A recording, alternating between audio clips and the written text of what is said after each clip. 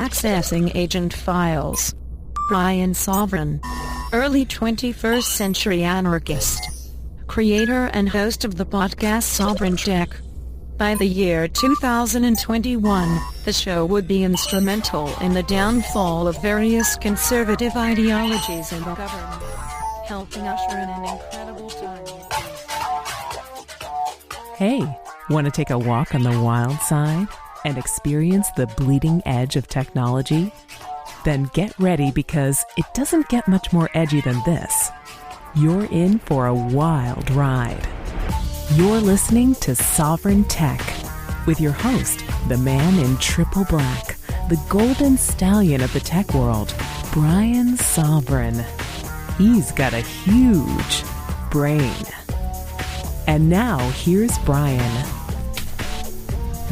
Oh yes, the Golden Stallion here with you, and it's not just me this time. In fact, this episode overall is really going to change things up a bit.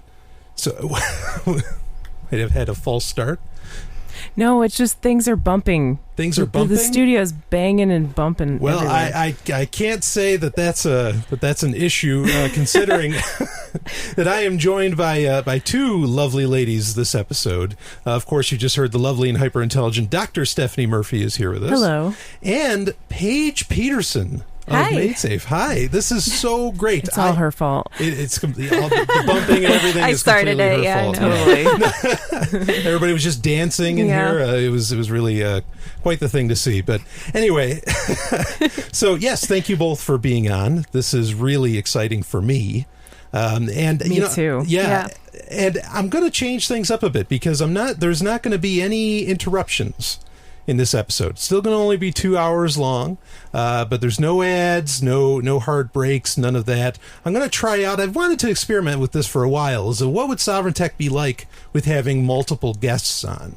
You know, I've had you on a few times, and it always turns out really great, but it's like, what happens if it's more than two? You know, if you're going to have a threesome on the audio, or on the podcast, how exactly? Well, three people, relax, pervs. Of course, yeah. How exactly is that going to work? And so we're going to find out right now how that works. So thank you all for being along for the experiment with Sovryn Tech, because maybe this will be the wave of the future for the show, is that it'll just, I will essentially be hosting a panel of guests, and I'm intrigued by this possibility.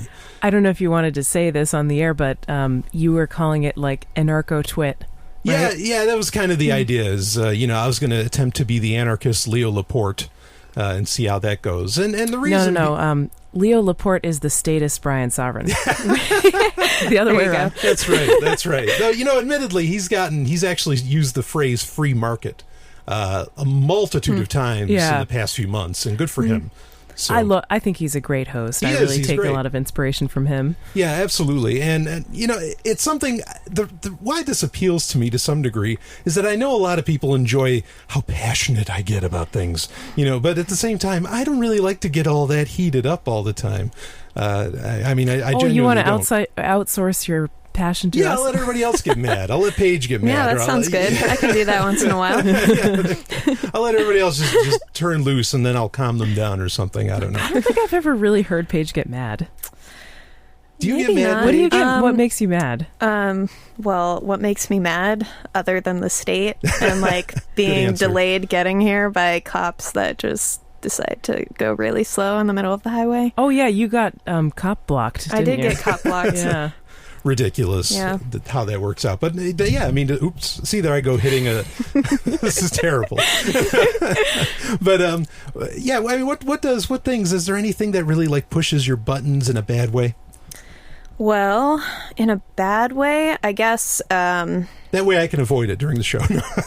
Well, intolerance in general, but I guess you guys are not about that at all, so I don't think I would really get angry. All right. Do you get mad about the people in the Bitcoin world that want to turn it into a regulated statist wet dream kind of thing? Yeah, so it's interesting. So I'm from San Francisco, and I actually organize the San Francisco Bitcoin meetup, and so I meet a lot of different people.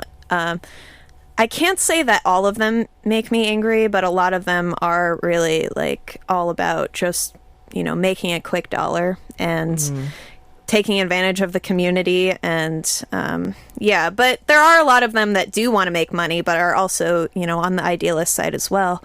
Sure. But yeah, so I try not to think about them or talk to them usually, so I don't have to get angry. So you don't have to get angry. Well, that sounds good for your blood pressure. Yeah, exactly. While we're talking about you, I mean, now you work for MadeSafe. Correct. Now, I think anybody listening to Sovryn Tech has a very good idea of what MadeSafe is about. David Irvine, who's I shouldn't call him the head of the company. He conceptualized it. Sure. So he started the whole thought process and kind of got other people to jump on board and stuff. So. Right. And just a great guy. And I did an interview with him on Sovryn Tech that you actually set up, Paige. I initiated that. Yeah, you made that happen. So this is really great to finally have the initiator on the show. But you're working for MadeSafe in what capacity are you working for them?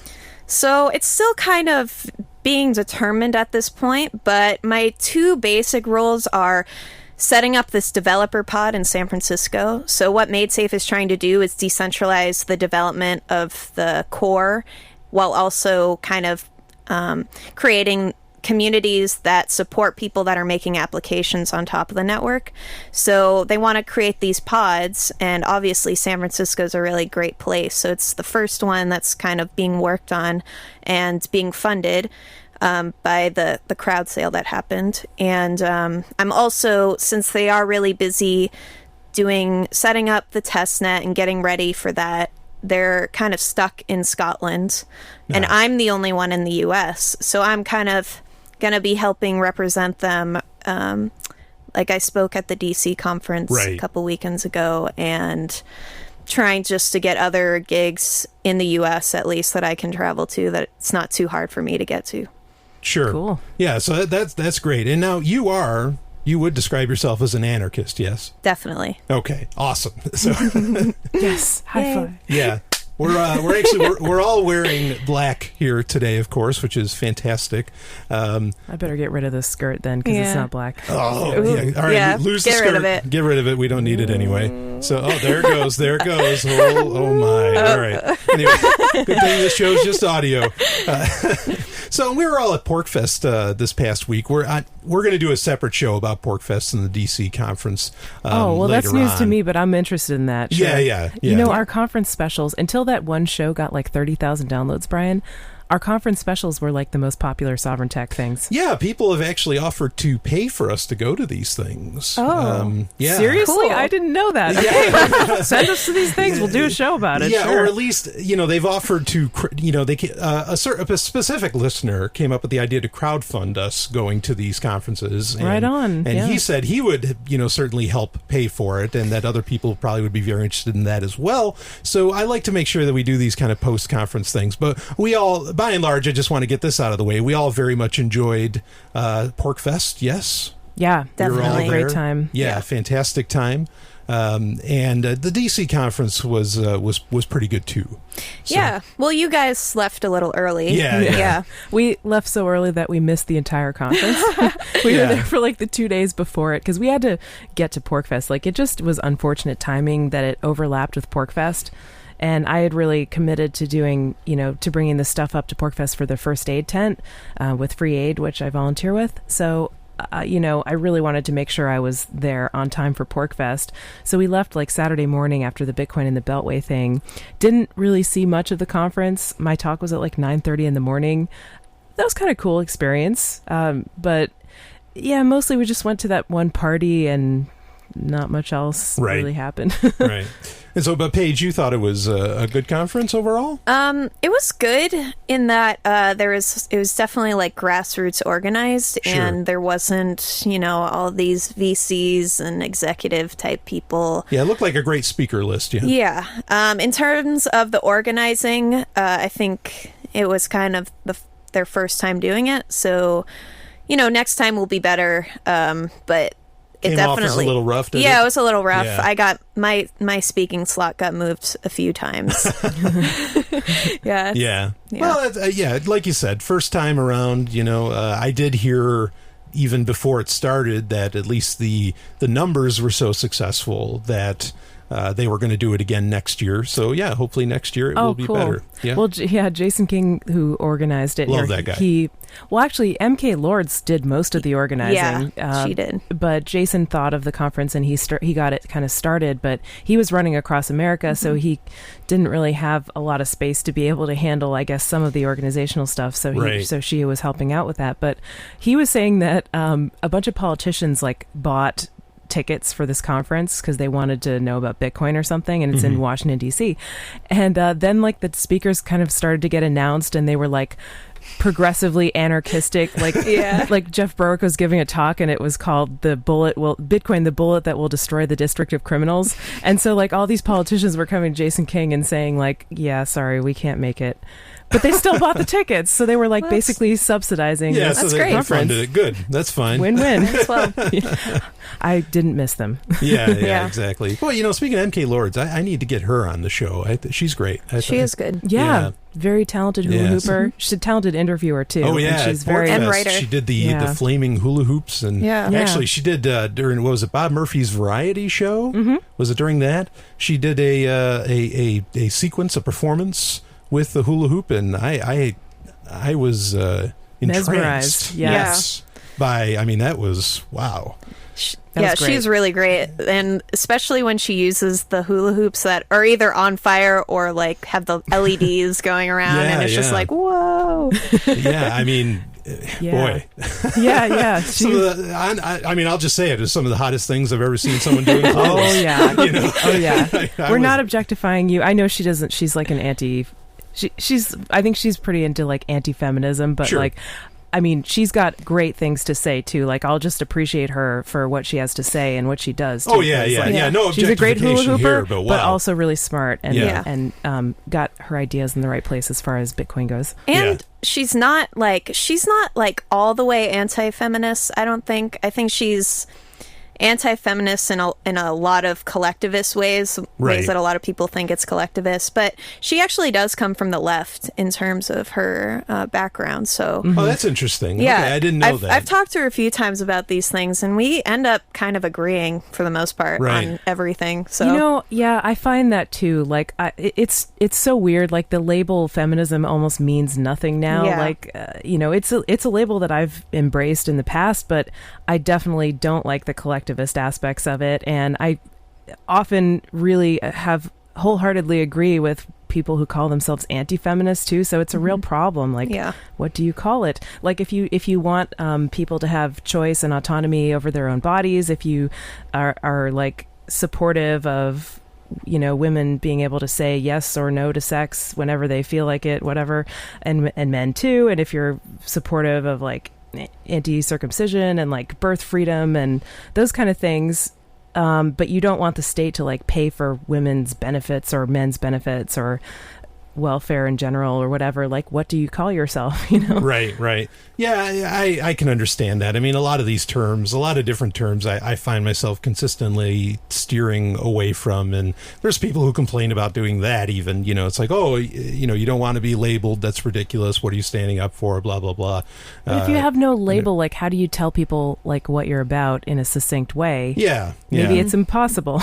Yeah, so I don't even know what to do on all that. I've had actually for over a year now, I've had people saying you need to come up with your own ism, and I'm just no, I have no interest in that. I wouldn't want to become a cult. Because then you have to explain the ism anyway. Yeah, so you might as well just say what you're thinking. Right. So, anyway, that's a whole other story. So, bottom line, I need to get MK Lords on this show. Definitely. But right now, I'm enjoying who we have, very much enjoying who we have here. So, anyway, let's get into the rapid fire stories. Let's start talking some tech. And again, there's no set segments here, so I've just got a bunch of different topics, and we'll, as we finish one, we'll go on to the next one. But for rapid fire stories, we'll be doing that. And I guess the first thing is talking about Google I/O, which happened while we were at PorcFest, and so I wasn't able to really keep on top of the news about it. But frankly, I didn't care. There was what I saw, what got announced out of it, I thought was pointless. There's a new version of Android that you can't even get right now, which Yeah. Well, right. I mean, that's What's kind the of point of announcing that? Yeah, in the past, whenever they do these things, or like even when Steve Jobs would do like a WWDC for Apple or whatever, when he'd announce it, it was available that day. You know, whatever it happened to be it software or whichever. So this is a trend that's happening now with these big companies, is now they're announcing and they're just trying to get everybody salivating, I guess, for months or whatever, or trying to have them get their budgets in line so they can purchase these things. But there's a lot of talk about, or Android Wear, which is like their watch designs and everything, and they gave away free watches. I know you're skeptical of this wearable computing stuff. Well, yeah, wearable computing. I mean, I'm not skeptical of watches. Smartwatches I'm skeptical of, but regular watches I think are fantastic. And hell, I've had a smartwatch since I was like 5. I still wear it. It's a calculator watch by Casio. It's as smart as I need any watch to be. So anyway, there's nothing exciting to talk about with Google I/O in my opinion. What about the thing where they're porting the Android apps to Chrome OS? Well, that was pretty cool. I'll give them that. That was pretty awesome. But again, it's something that they just don't have available. There is a voting process you could go through as to what Android apps you'd want. And everybody to get ported voted for to Chrome Skype. OS. I voted for Skype. As much as I hate Skype, it's something a ton of people use, and that would be the thing to allow at least like people like you and me, Brian, who are self-employed, to be able to like conduct most of our business on the Chromebook. Right. The only thing it's missing is audio editing, but you can kind of do that with Twisted Wave, which is a web app. Yeah. But that's not quite there really for podcasting. But with Skype, at least you could talk to people and you could do business calls and stuff with that. Right. Mm-hmm. Paige, how do you feel about Skype? I use it regularly. I'd rather not, but it is very useful in terms of chatting with people not in your area. Yeah.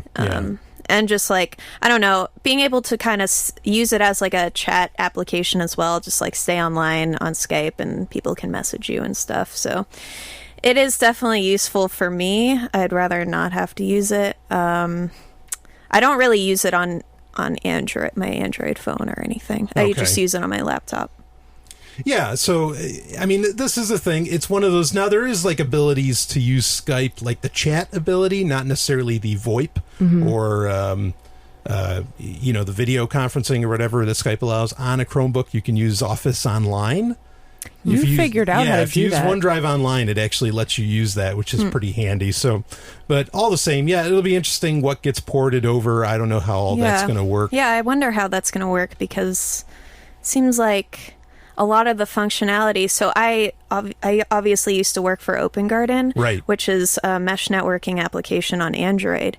And I know it was just always impossible to make an app for Chrome just because you can't access like the Bluetooth radio and all that stuff. Right, everything. So I wonder how they're making that work. Yeah, I don't know. I mean, I wonder, now you use, for your laptop Page, you use a MacBook, right? Yeah. Yep. So do you ever use Parallels? You know what Parallels, that's like what allows Windows software to run semi-natively?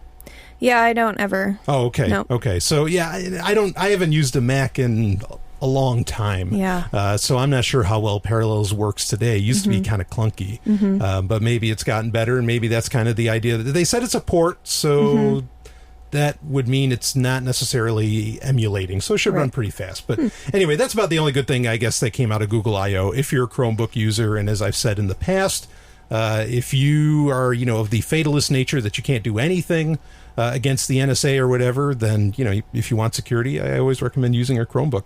But a little more about Google. They are finally... Wow, I keep hitting that microphone. We're a little cramped in here, yeah. Sorry. Yeah, it works. Google is finally shutting down Orkut.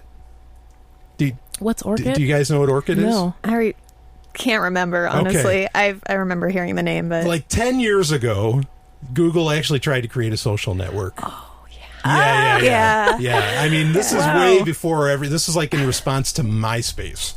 And this was something, it's really popular in Brazil, still kind of is. Wow. It's something that a lot of people were, kind of like how we mentioned Skype, how Skype was being watched for what was claimed to be for drug deals. You know, I mean, that's the thing. Like everybody has known that Skype's been watched by governments for is almost as long as it's been in existence. Right. Yeah. Orkut was kind of similar to where it was known that it was being watched because it was sort of an under the radar social media service. Not that many people used it. A lot of people that would do deals that were, say, illicit or had illicit means or whatever. It was very popular with them. But now they're finally, this September 2014, they are finally shutting down Orkut after 10 years of service. Wow. So, yeah. And Google Plus actually just turned 3. Justin Timberlake going to buy it now? Yeah, right. Yeah, how's that working out? Oh, boy. Anyway, so I thought it was funny that, you know, that I don't know if they're going to shut down Google Plus. People have theorized that. That just turned 3 years old this week. But, 10 years later, they're finally shutting down Orkut. Well, Google Plus is popular with creepy dudes. Yeah, that's true. This is true. What do you think about Google Plus, Paige? I'm very curious to hear that. I honestly don't use it too much. Right. I used to use it when I was doing social media stuff for Open Garden. And it was always really difficult to get it to like sync up with the other sharing things. Like it was always the most difficult one. So I ended up not really using it too much. Right. Now, you're on the Bitcoin group often enough, right? Yeah, I haven't been in about a month or month and a half, but I have been. Now, that's a show that that uses Hangouts for a bunch of commentators just to get together and talk Bitcoin. It's a good way to do a show, you know? Yeah. It records it automatically to YouTube, you know? Yeah, the Hangouts is really great, but in terms of Google Plus, I'm not sure. So one other thing I have a problem with in terms of Google accounts is that I have like 8 of them and I don't even know how that happened. Like every time I like logged into a different Gmail account and then like went to YouTube, it wanted me to make a new account, and then it was just so confusing that I just did it, and now I have like 8 accounts. So if you find me on Google Plus, I might never see you. I'm sorry. That's my other personality. Yeah, you know, that's kind of the general consensus I hear from people is that, well, Hangouts is great, but Google Plus itself, who cares, right? Well, now they're separated, right? Didn't they're they getting separated? Divorce each other or something? Yeah, like Hangouts is really integral on Android for getting SMS and all that. In fact, there was even a just this week they found a video that's being shown internally at Google that showed you integrating Google Voice, migrating Google Voice into Hangouts. And so, you know, there's a little preview of the future. But Hangouts stopped. It used to be that Hangouts would create a contact and would lead you to the Google Plus information. Yep. But now it actually just takes you to contacts on your phone and not to Google Plus. So that is a pretty big degree of separation there that it's achieved. So that might be happening. Yeah. I mean, it's kind of interesting because like some people do post on Google Plus. Like I still see a stream of posts, and I have a lot of contacts on Google Plus, maybe more than I do on Facebook. But it's like Google Plus is not offering anything special compared to other social networks. I think if you're a person who's interested in freedom and you don't want your account to be taken down for having a fake name or something like that, or you don't... not a fake name, a chosen name, a name that is not the same as on your status paperwork. Excuse me for saying that. I totally fell into the language trap there. For not wanting your slave name. Yeah, but like if, you know, Google Plus isn't really offering much there in terms of like extra privacy or extra freedom. Right. You know, and so I think if we were going to get the non-bookers on any social network, it would have to really offer them something and they'd have to feel comfortable with it, and they don't feel comfortable with Google. Do you guys agree? I mean, do you think that's what's going on, or is it just bad design or whatever? Yeah, I mean, I don't see it as having many like different features than Facebook, other than the fact that you can like put people into groups. I guess they started that whole circle thing, but then Facebook kind of adopted a similar aspect. It's harder to do that on Facebook for sure. Even like one of the, I know this might seem small, but for a lot of people this is a big deal, is the animated GIFs. Like which now Twitter you can do on that. Twitter. So I agree with you. I think you're right. I don't see that differentiating aspect anymore. And I used to be a huge fan of Google Plus. I used to actually run an ad that told people, hey, get over to Google Plus. But I remember that. I remember that too. Well, I think you got some people on there, but like going back I to still this, use it to like promote to share the shows that I do because I do so much audio in a week now. I But know. that's about it. Me too, occasionally, but sometimes it's just like too much effort, and I'm like, Sure. it's going to get one like or whatever, you know. But with the circles thing, I was going to say it's kind of like I can't keep track as someone who is like, I won't say famous, but at least like somewhat of a public person because I do these podcasts and stuff. I have a lot of different contacts, and I have thought about organizing them into circles. Like, okay, if I post about this, I want these people to see it. These are Bitcoin people, but they all kind of mush together, and it's like I don't have the mental space to like fit people into those categories of like what kinds of things I would want them to see. It seems like a little bit control freakery to me. Like I'd rather just keep it really simple and not post anything that I wouldn't want, you know, like my enemies to see or whatever, or like, or my, you know, family to see. Like, I'd rather just keep it to a point where I don't post anything on social media that I wouldn't want certain people to see, but I would want some other people to see. Right. Yeah, you know, I think it raises actually an overall problem with society, that feature is even like needed or desired for its intention, because like the fact that you don't, and I don't blame you. You mentioned how Google Plus has, I mean, let's just call it what it is. It has a lot of creepers.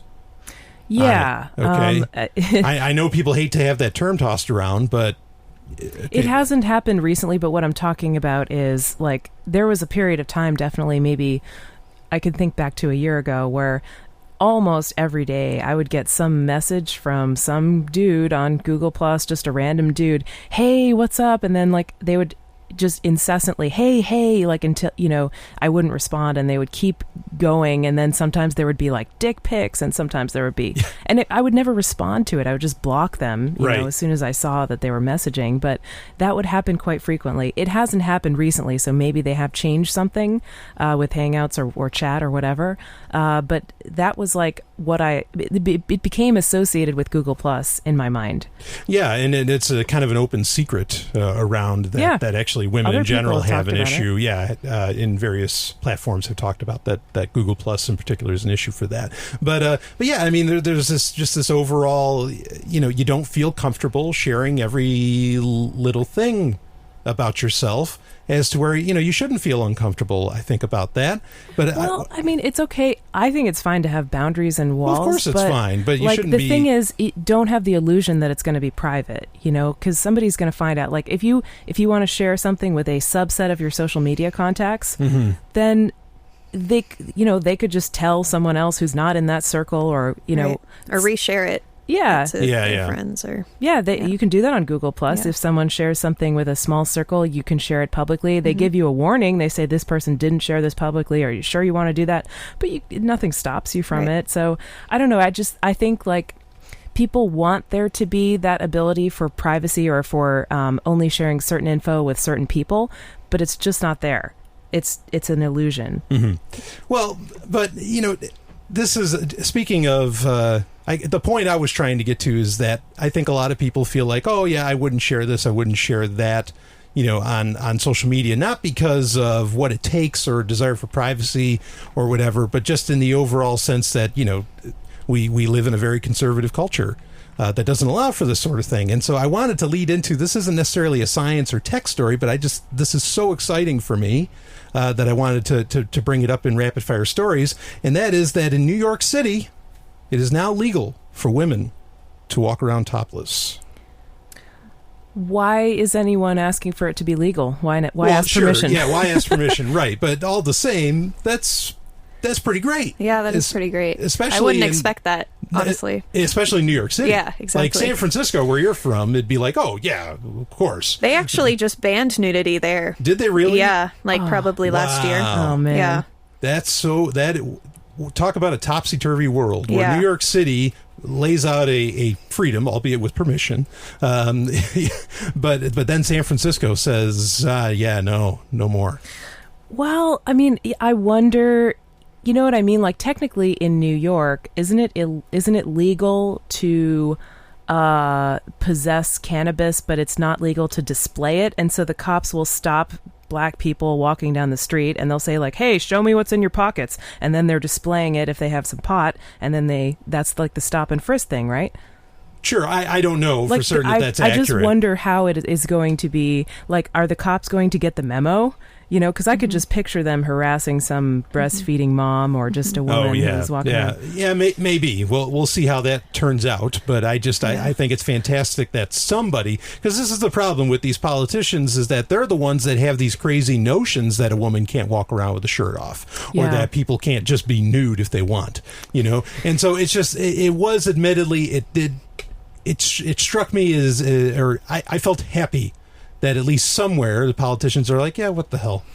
Well, it's not only politicians. Actually, there was one girl at PorkFest last week that was walking around without a shirt on, and the people camping next door were like, "We don't want to see that. Like, put it on," and like ended up like shaming her into putting it back on. Wow. Yeah. Okay. I had heard about this. That there was actually a whole issue. A guy wanted to walk around naked too. He ended up going around with a loincloth. Yeah, and people were even bitching about the loincloth. Yeah. So imagine this: New York City is actually more free than PorkFest. Wow. Hey, I mean, it's the proof's in the pudding. So yeah, it's interesting. But I mean, just go ahead. I have to say, like, I think there are probably times where I'd love to just walk around topless, but there are just certain people where I'm not comfortable with it, and so it is a social thing. That's the laws aren't stopping me from doing it. It's some people, and I know that I could easily just kind of break that taboo if I really wanted to, but I just don't feel comfortable with it right now. Sure. Well, and that's the point I was trying to make with social media and like Google Plus, is that you don't feel, the circle system exists because you don't feel comfortable, but that's a social stigma. Yeah. And it's not social stigmas like still exist. It's like the you first problem, right? You know, like everybody's going to do this. Oh, but you go first, right? Right. Yeah. Somebody has to be the pioneer. Yeah. What about you, Paige? Like, what's your thought on? Are there times when you would like to just not wear a shirt? Definitely. I mean, I would like to be able to not wear a shirt whenever I wanted, but similarly, wouldn't feel comfortable in all situations. So when there's, a lot of people around, or maybe, I don't know, I think in terms of, again, with like the social stigma, a lot of families get really upset when they have children around and all that. Which is a bunch of shit. I mean, like, what, those kids don't have, those kids don't have nude bodies under their clothes. It's because they're teaching them to be afraid of that. And to not look at that, and, that it's this thing that, you're not supposed to. Yeah. Totally. That's a great point. Yeah, absolutely. That's how kids learn to be ashamed of nudity, because they don't see it, and if they do see it, then the person gets shit for it. Right. So, now speaking of privacy, last rapid fire story is that the Blackphone is now out in the wild. Cool. It has been released, and the Blackphone, of course, this is a privacy-minded, it's Android-based, but it made its own little thing called Private OS, or Private OS. And it's made by Silent Circle. And actually, Paige, you got to talk to really a luminary at Silent Circle and in cryptography in general. Yeah, so I actually met Phil Zimmerman less than a month ago. I got kind of a free comp ticket to this MIT Tech Summit in San Francisco. And, I wasn't really interested in going, but saw that he was speaking, and I was like, well, I might as well take some time off and go to this. And he spoke about Blackphone, and he spoke about Silent Circle, and ended up following him after his talk into the hallway and talked to him a little bit with a few other people. So he definitely, I think he definitely, even though like Silent Circle was proprietary for a while, he definitely has, in my opinion, the best interest of people in his mind. He definitely wasn't ashamed of saying that if the NSA targets you, then the Blackphone's not going to be beneficial. But in terms of like sweeping metadata collection and stuff like that, it's really helpful, and I think it's really interesting what they're doing. Yeah, and clearly a lot of people do. It's already sold out, its first production run. And these phones aren't cheap. You're not going to get these on contract anywhere, and they run $629 a pop, and they are gone. So, wow. yeah, The first round. ISPs definitely, with their lobbying and stuff, wouldn't appreciate that. Yeah, no way. I mean, Well, it shows there's a demand for privacy. Yeah, absolutely. This is something I've talked about where I said, look, there's going to be a crypto economy, a cryptography economy that's going to rise out of all this, and that's really exciting. I mean, there's the Bitcoin economy and all the things there too that spring from that. But ever since the Snowden revelations, this stuff is on people's minds and they want solutions. And clearly, the Blackphone selling out is really a clear-cut case of that, showing that that's true. I mean, and its specs aren't even that great. Like, yeah, it has a 2 gigahertz quad core in it. I think it has 3 gigs of RAM. That's pretty awesome for a phone to have. Does it let you install Facebook Messenger?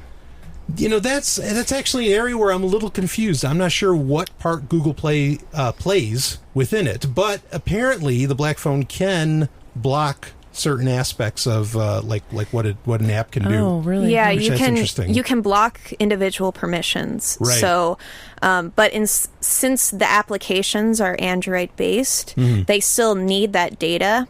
So what the OS does is actually feed it fake data. So if, like you say, you don't want them to know your contact list, it just feeds it a blank contact list. See, now this is the piece of gold that I've been looking for, where that's what I said is like what would have to happen is that something is going to have to make it so that there's just a feedback loop of these permissions. Okay. And so Blackphone finally has achieved that. I think that's awesome. So now you could install Facebook Messenger, but then whenever it goes to access the camera or the phone or the camera or the microphone, it would essentially, give it static, it'd tell it to eat static, which that's pretty exciting. So this is awesome.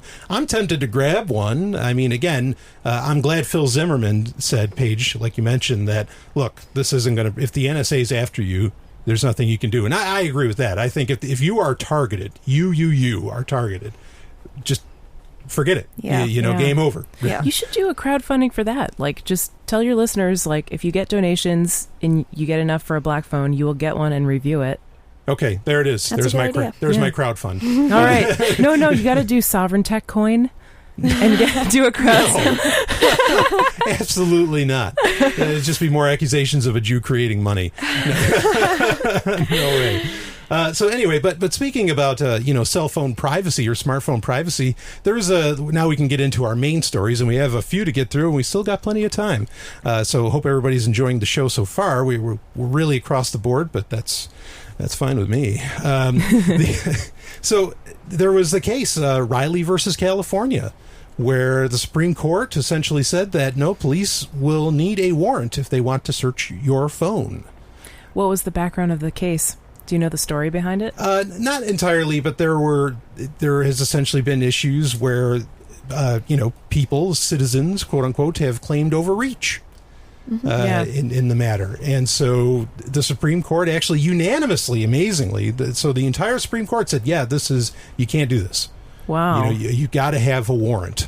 Again, is that going to stop the cops? Yeah. Like, I doubt they'll get the memo. Well, that's the thing. Because they don't care. Like, if they violate some law and somebody sues them, it's not them, it's not the cops that's paying for it. It's the town or the department. Or it's actually everybody else who's paying for it from tax money. Well, so they don't have really any incentive to keep their behavior. Sure, but what you can do, I mean, if legal loopholes ever actually work for you, is you'd have to yell out, you have to say it aloud, that I don't consent to this search.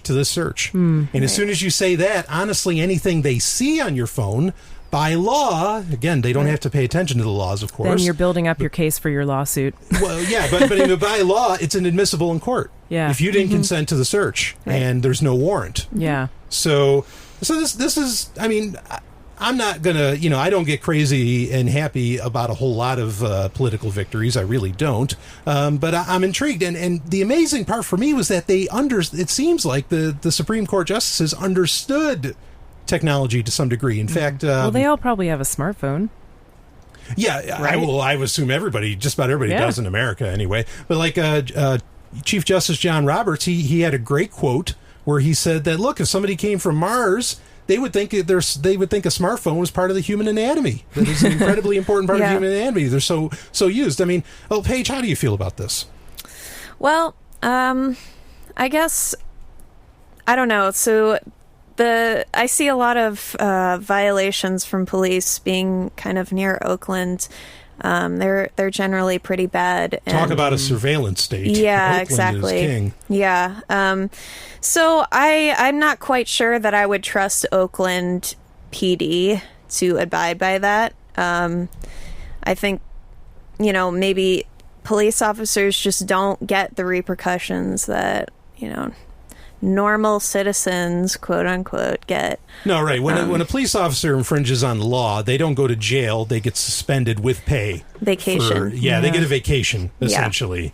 As to where you break the law, no matter what, you're going to jail. Right. So, I mean, I think it's, it's generally good. It can probably help people in certain situations. Like, it'll definitely help when people need to fight this stuff. But I don't think it'll prevent cops from, like, taking people's phones. Like, there was a lot of stories about how during Occupy, people were having their phones going missing and then, like, just showing back up again after a few hours. Right. Wow. Yeah, so maybe they just might get more sneaky about it, or use technology to kind of monitor more things. And yeah, it's funny because I mean well, Stephanie, go ahead, give me your thoughts on it.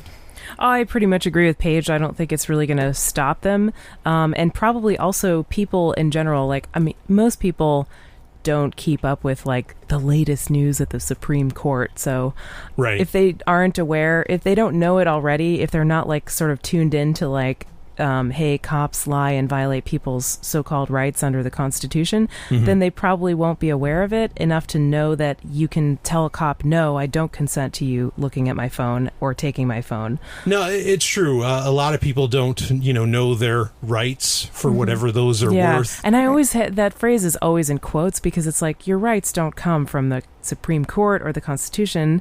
They're just, if they exist at all, they're because you're a human being and you need certain things, right? Sure, sure. So, it's interesting. Now, they did say that, or at least it's theorized by lawyers so far, that this law doesn't just encapsulate smartphones. It also works with laptops, which that was my number one question, is does this include laptops? Because, I mean, I generally, I've been pushing for a while for people to sort of wean off of smartphones anyway.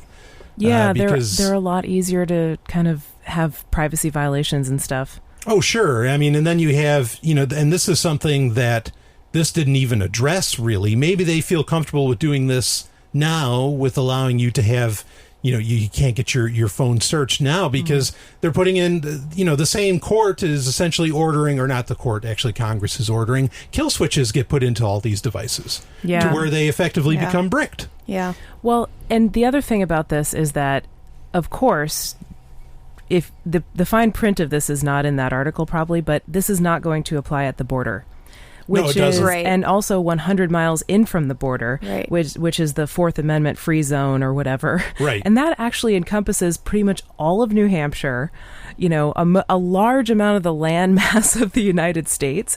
So they could always just claim like, oh yeah, we're border patrol. That doesn't apply to us. We can search your phone. We had a friend actually who lived in New Hampshire at the time, was dating a woman in Canada, and would make trips to visit her. And every time he crossed the border in his car, they would look through the pictures on his iPhone. Yeah. And they would just look at the pictures. I don't know what they were looking for, but that would happen every time he crossed the border. Wow. So based on that story, I pretty much started just traveling with my Chromebook, not really wanting to bring my main source of work, having stuff in the cloud. Like, we were talking to a British guy at PorcFest, Chris Ellis, who said that when he comes to the US, he basically just puts everything in the cloud, encrypted with passports, has a completely blank computer, and then downloads it all again once he needs to do some work, once he's already past the border, because they really can do some extra things. And the government will, let them get away with it, of course, because it's in the name of national security. Yeah. Right. Actually, I did a Dark Android special a little while back, and this was my recommendation for crossing the border, is to, essentially remove everything or to create other profiles and encrypt the other ones. Because, and this isn't going to solve that. You can't use TrueCrypt anymore. Right, TrueCrypt is out of the way. Who knows what happened with that? There's no update, huh? No, there's alternatives. There's Discrypt or BestCrypt, but that's still kind of an odd story. But this, I think in the language of the case, it is said that if a cop feels that their life is on the line, that the warrant isn't necessary. And so so there's the caveat. Yeah, exactly. There's the caveat. Oh, my life is on the line. I think they always to look at those pictures. They always think their life is on the line. Yeah. Exactly. I mean, and they really do. I mean, if a dog comes outside of a door, they just shoot it. It's like, oh shit, so my life if it's is a on the golden line. retriever. Yeah, even if it could be a beagle, and they're like, oh man, this beagle's going to eat my head off. Okay, it's a fucking beagle. Right. Yeah. There have been cops that have shot kittens. Yeah, I remember reading about that. Yeah. They also just have this culture of just wanting to protect each other. They don't have like the citizen with the best interests. Like it's more about protecting themselves because they see themselves as, authority and people that are actually taking care of society, which is obviously bullshit. I think they have a lot of like enemy images of people in general too, because I'm sure they do as part of their job. They deal with shitty people that do horrible things and criminals, but they also deal with a lot of normal people who aren't doing anything wrong, but they think of them as you're probably a criminal. Like that's the mindset I think you probably get into if you're a cop, is like, these people are not human beings. They're kind of like pests to be controlled, and they all have bad intent. You just have to find what it is. Yeah, well, I don't blame them for thinking that way. There's so many goddamn laws in the books. How could someone not break the law all the time? You know, I mean, be it misdemeanor or whatnot. I mean, there's no. So I don't think that's actually unfair of them. I mean, the laws are the unfair thing, but it's. I don't think they're crazy for thinking that way, that everybody's a lawbreaker. Because really, I don't. But I think it goes beyond that. Like, yeah, they probably do think everyone is a lawbreaker, and they can get them for something if they want. Right. But they're also thinking everyone is a criminal. Everyone is a bad person. Right. You know, these people are running around. If it weren't for us controlling them, if it weren't for us restoring order in society, everyone would just be killing each other, raping each other, stealing things, and doing drug deals on every corner. Absolutely. So now they did mention, they talked about what if we need to get a warrant. How do we handle that situation if we can't search it? Because what's going to happen, the person's going to run off and wipe the phone remotely before they could touch it. Talking about this case, Riley versus California. And amazingly, I still can't believe this, but they actually, during the case, the Supreme Court said, well, you can throw it in a Faraday cage or a Faraday bag. Which is just an aluminum bag. Yeah. But I mean, I was just in awe. I'm still baffled by how well the government had a grasp of how these things work. Yeah. And I'm not complimenting them. I'm just saying I'm amazed, because normally they do not understand these things at all. And they were talking about how you could remove the battery. Now there's a caveat where they don't understand, because these things don't have removable batteries anymore. Right. Unless it's a Samsung phone, everybody else has torn their batteries generally, or kept the batteries completely enclosed. So that's not possible. So watch out. I'm curious. I'm waiting to see actually if police are going to start walking around with Faraday bags on their belts. You know what I mean? Because all this stuff for the double-edged sword of governments pushing for security with devices is making software companies release this kind of ability more and more and more. And so, I mean, you can remote wipe anything now. And so now that can be used by the government, or it can be used by the person, but clearly the government doesn't feel comfortable about that ability. So we'll see. Either way, it's interesting, and I think it'll at least give maybe some degree of ammunition when you're in a case. Ammunition's a terrible word to use, but it'll give you verbal ammunition when you are in the situation of, like, you're at you've gotten pulled over or something, and you can say, no, hey, you're not searching this. Right. And I will be intrigued to see the YouTube videos of how that goes. But doesn't encryption also do that? Like if you say you forgot your password or something? To some degree, but for this, see, you're right, but this turns into an issue like with Apple, where with the iPhones, they have the fingerprint, and this is coming to Android devices too, where you unlock it via your fingerprint. And when you have that, a lot of people are theorizing that you lose your Fifth Amendment rights to where you can't forget your password because it's your thumbprint. And same thing, actually, Android has been pushing facial, including Samsung, has been pushing for facial recognition unlock, which we actually saw some people do at PorcFest this year. Yeah. And that, you can't... you can't say that I agree with you. Yeah, that encryption does allow for that, but there's it seems like the path is going toward that ability to say, hey, I forgot my password isn't the case anymore. In fact, that's something else they talked about at Google I/O, where your Chromebook could get unlocked by having your phone nearby. Oh, and wow. Yeah. So if your phone's nearby, it'll just automatically unlock your, and that sucks. Mm-hmm. That's scary. Yeah, I don't want that ability at all. Yeah. So because then it's I forgot my password. You can't log into a Chromebook, which is a shame because the encryption on a Chromebook is beautiful, and it's always on the fly. It's always happening. But now whatever. Well, if that was like an extra factor. And so if it added to the security, so like you had to enter in a password plus have your phone nearby or something, that could be beneficial. Yep, if it worked like two-factor, I think that'd be pretty cool. So they haven't said whether or not that's one of the options for the implementation, but I think that's a great idea. Yeah, actually, that was what I saw. There was somebody who was kind of a security expert, actually, who was showing me the facial unlock on his phone, but it also had a password on it too. Right. So Right. Yeah. Okay. So I mean, if it's to add on security, I can definitely see that. But relying on it solely, you may be giving up some of your abilities to keep yourself, keep you and your data private. But boy, talking about Face or Facebook. Yeah, we actually, you and I, Stephanie, we talked about this briefly on Free Talk. Well, not briefly. It was pretty much the whole episode with calls interspersed about Facebook pulling off where they were essentially manipulating users. Yes, they did a massive unethical psychological experiment without asking for people's consent to take part in it, claiming that it was covered by their terms of service, where they altered the contents of people's news feeds to show them either more like emotionally negative or emotionally positive posts, and then see what they did with that. Right. And people actually were affected by it. They would post, if they saw negative posts, they would tend to post more negative stuff. And it was a small effect, but there was an effect. And they also showed that if you showed people just less emotional posts in general, people posted less. They were like less expressive in general. So essentially this was one big experiment in sheepleness. I hate that word. I don't use it very often, but it really seems to apply here. I mean, I think it's particularly unethical in a couple of ways. One is that people wouldn't have guessed, or they wouldn't have been able to deduce from reading the Facebook terms of service, which nobody reads anyway, but even if they did read it, there was nothing in there saying, hey, you might be non-consensually placed in a psychological experiment. No, there was none of that. It just said vaguely in the terms of service, your profile may be used for research, but that was the closest thing that came. And so nobody would have guessed that this might have been happening to them. The other thing is that it was showing them posts from their friends. And when you're looking at posts from your friends, I think your guard is down a little bit more emotionally as far as being receptive to messages that you might get from that. Yeah, there's a level of trust. Yeah, there's a level of trust, exactly. And that's a trust that you don't have with advertisements or with something, or with like a questionnaire where you know you're taking part in a study and you're filling it out.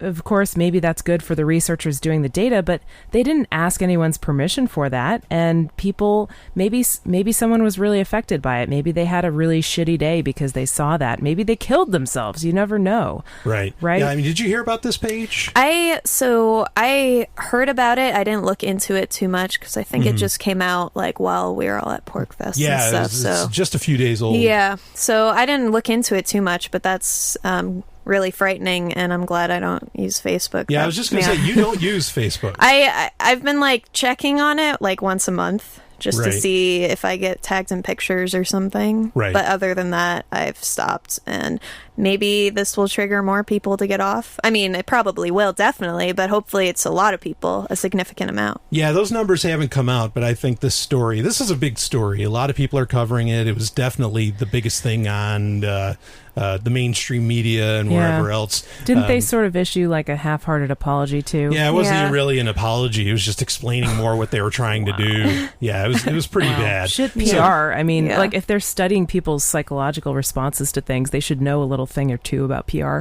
Right. You know? And you know what? I mean, and the information keeps coming, and so I have more information on it, and that's why I wanted to talk about it. But this was a federally funded study. Of course it was. Oh, yeah. I mean, okay, I can see that because all psychologists and sociologists pretty much are getting grants from the government to do their research. All scientists, basically, which is one of the main reasons I left science, because so much of it is funded by the state and they just ruin everything they touch, turns to shit, It becomes all about getting more grant money, and of course the government would want to fund this because, of course, if you were a government, would you want to know how to influence the emotions of a mass amount of people through a popular channel? Of course. Yeah. I think they've been dreaming about that forever, Oh, they have. They absolutely have. I mean, this is, when I was in the military, when I was in the Army, I was in PsyOps. And this is exactly what we wanted to do in that organization, was you wanted to control the narrative. Yeah. And in fact, quite a few episodes back, Stephanie, when you were on, we talked about Ben Swan had a story where it laid out how the government literally did want to control emotions. Yeah, they wanted to go into behaviors. Religious places and get the imams to do things. And very creepy. So this is the headline from RT, from the story that I've got, and it's Facebook mind control experiments linked to DOD research on civil unrest. They actually had a guy who's working with the Department of Defense involved in this project. So it's not just federally funded. Yeah. Right? Yeah, not surprised at all, right? So it's not just federally funded. They got a guy who's pretty much in bed with the Department of Defense looking into this. So I'm going to read a bit here. Facebook's experiment on over 500,000 unsuspecting users, and what was it, 700,000? Was that the number? Yeah. Okay. Has taken a new twist with the revelation that a researcher connected to a Department of Defense-funded program to use the military to quell civil unrest also participated in the study. Oh, to use the military to quell... Yeah, they're going to quell it one way or another. I mean, if they can't distract people with happy Facebook posts, then they'll just shoot them, basically. Right. So I'll go on. The attack on... I'm skipping through. Of course, all links are in the show notes, sovereigntech.com. There's not going to be a whole lot of links from the show because we're talking pretty broadly. But anyway, the attack on Facebook looks set to worsen as it was discovered that one of the authors of the platform's Mind study, Jeffrey T. Hancock of Cornell University, also received funding from the Pentagon's so-called Minerva Research Initiative to conduct a similar study entitled Modeling Discourse and Social Dynamics in Authoritarian Regimes. Oh, whoa. Tell me that doesn't sound ominous as hell. The Pentagon-funded Minerva program provides cash awards to everyone from single investigators to large multi-university consortia. Researchers from 32 academic institutions, including 6 non-U.S. universities and 4 industry or nonprofit organizations. So, anyway, wow. I could believe that. Sorry to interrupt. No, go ahead. I could believe that the researchers who were doing this study, maybe they're just nice people who are just genuinely curious about the contagion of emotions in a social sense. I bet that could totally be the case. They're probably just nerdy academics who want to study this stuff. However, I would like to address them for a minute. You people, as scientists, have sold out. And fuck you for that. Seriously, that is such bullshit. Oh, yeah. You're taking money from the military to study your pet project, and you're letting your science be affected by that. And you're manipulating people's emotions. You're doing an unethical psychological experiment, and the government is paying you for it. They're using you. They're using you to do this research. And I have nothing more to say than fuck off. Yeah, absolutely. You should quit science. You are a shit scientist for doing this. Hell yeah. You heard it here, folks. From Dr. Murphy. From a PhD saying, yeah, exactly. And that was the conclusion of the study, was that emotions spread via contagion through a network. I mean, this is a dream, and it goes on. Let's see, the report, which carried the they're talking more about Dr. Hancock's work here. By the way, one more thing about this: fuck the people who published this. This was published in a peer-reviewed scientific journal, and somehow it passed peer review. How did this pass? Mm-hmm. How did this get past the Institutional Review Board? Who approved this study? Mm-hmm. Yeah, this is unethical. Yeah, I agree. I mean, not asking people's consent. It's bullshit. Everybody involved in this should quit science. Who let this go through? Yeah, I mean, it probably in large part, has to do with, again, the the Department of Defense helping push for it. I'm sure. I mean, that might be getting kind of conspiratorial on it. I mean, money. That's money. Yeah. Well, the journal that they published in Proceed Academy of Science. PNAS. Yeah, PNAS. That is one of the most politically influenced journals. It's this association of scientists, the National Academy. It's a political appointment to the Academy. You can kind of game it in, like you can get one of the members to suggest your paper and kind of push it through the peer review. I mean, it's just shady all around. Yeah, and so this guy Hancock, who works, who's from Cornell, that was working with Facebook and with the Department of Defense. He had a study come out in 2009, 1 year before the U.S. Army War College's Strategic Institute warned in a different study, and in the wake of the global financial meltdown, that the United States could experience massive civil unrest from a series of crises it termed strategic shock. Now we'll go on. That one that they're talking about from the Army, this isn't necessarily Hancock's work, but they're part and parcel. It was called The Known Unknowns. Taking a cue from Donald Rumsfeld. Yeah. There we go. Unconventional strategic shocks in defense strategy development suggested that the military may have to be called in to restore domestic order in the event of a massive social breakdown. Oh, man. Yeah, so this is really, I mean, what... They're studying how to use the military on, to quote, their own people. Sure, and you look at like Arab Spring, you look at a lot of these, Turkey, these areas where social media is being used to foment civil unrest, as they used, or revolutions or whatever. I think they're looking either A, how to stop it, or B, to abroad, to use it abroad to start it. Yeah. And this is scary. It is very scary. I mean, it's really scary. And, I talked about on Free Talk Live, I was like, look, people just stop using the damn thing. Yeah. Quit. Yep. How much more does it have to, I mean, if mental, and this is the creepy part, because if mental manipulation on the part of these social networks isn't enough for you to get the fuck off of it, what does it take? There can't be any, how much worse does it get? Especially in America, where Thomas Jefferson says, it's like, I battle anything that's against the, the tyrannies against the mind of man. Well, here's your tyranny against the mind of man, and you're just sitting there taking it. Yeah. Yeah, I mean, okay, I haven't deleted my Facebook account yet. Sure. None of us here have deleted our Facebook accounts. No, but, I think all of us are pretty disengaged from it. Sure. Mm-hmm. So, I mean, that's kind of the point that I had settled on, but this is really making me think about it. Yeah, well, I mean, then at the very least, disengage. Do something. And it worries me, too, because a lot of the liberty movement, at least in New Hampshire, and Paige, I'll let you speak to outside of New Hampshire, a lot of the liberty movement uses Facebook to cull a lot of its information, to organize, and obviously not violently. Or at least I'm not a part of any kind of violent shit. Yeah, no. But I mean, this is what kind of, this is mental manipulation, and you're using this to somehow free the world. Yeah. Sometimes people think that it's private too. Like they form these secret groups, and they think what's in the secret group stays a secret. Yeah. No. Yeah.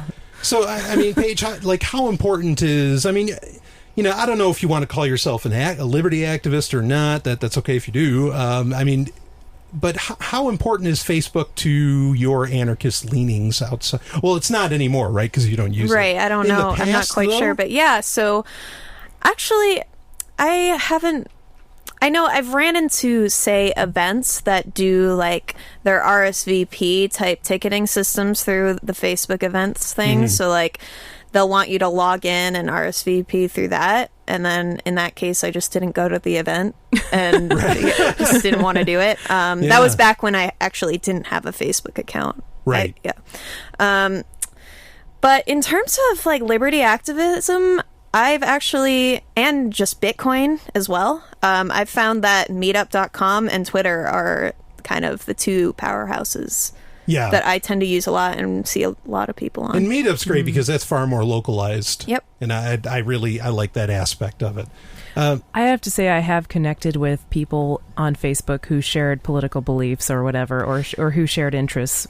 And people say it's difficult to meet new people on Facebook, or it's difficult to break into circles if you're on the outside. But it has come in handy for me in the past. Mm-hmm. Not only business contacts. I've gotten some voiceover jobs where people contacted me through Facebook.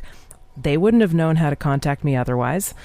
So, there is some benefit to it, but as far as like getting emotionally invested in it, no, that's not the right way to go.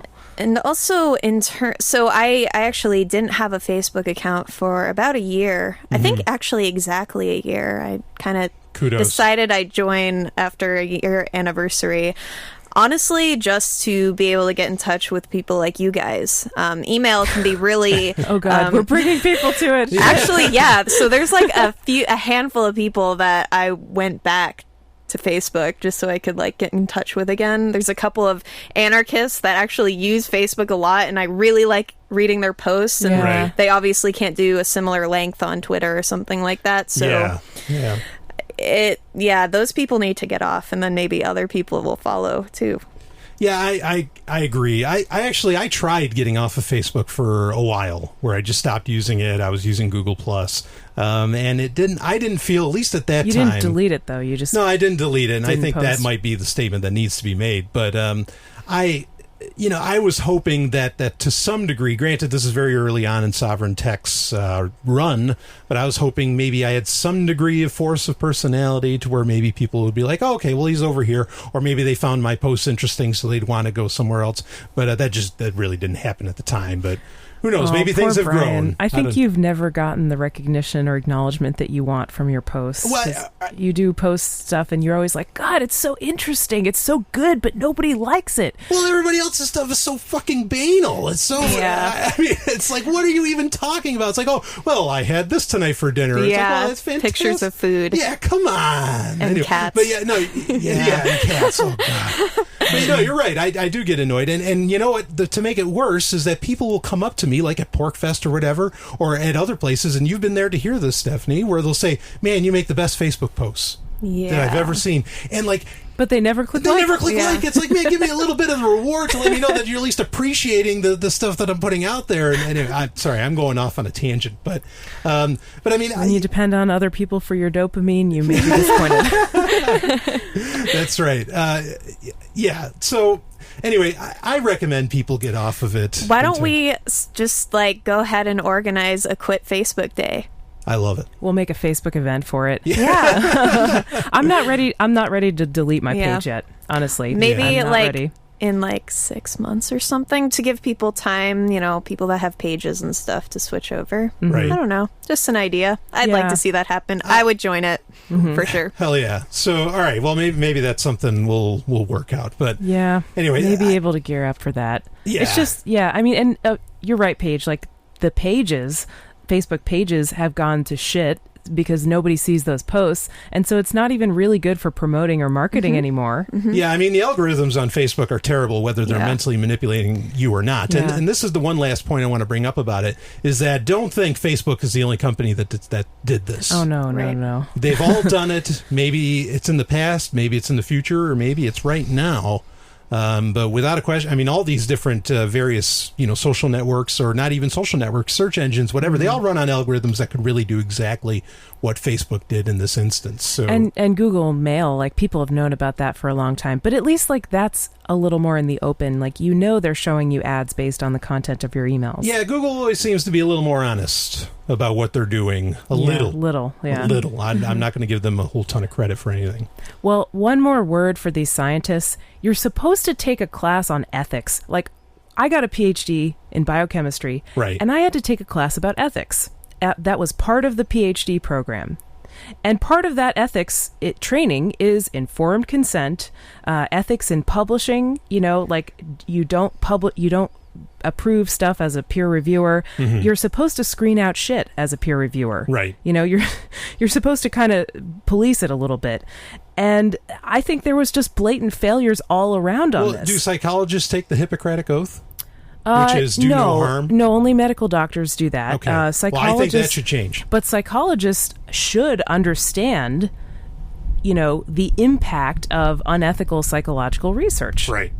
Or maybe they do understand it and they don't care. They just don't care. And they're doing it on purpose. The psychologists are psychopaths. Maybe. Well, I wouldn't rule that out. But I know I'm shaming here, but I'm annoyed at this, this is as terrible. a scientist. Yeah, You know, this is bullshit science. And there's a lot of bullshit science out there for various reasons. You know, there's a lot of science that's just not good or whatever. There's a ton of science that's funded by the government. Yeah. Not all of it's bad, but some of it is. But this was just unethical. Yeah. Paige, did you have any last thoughts on it? Well, I guess I just wonder what how much the fact that Facebook kind of implied that it could happen in their terms of service, how much that actually affected the psychologist's mindset in terms of consent.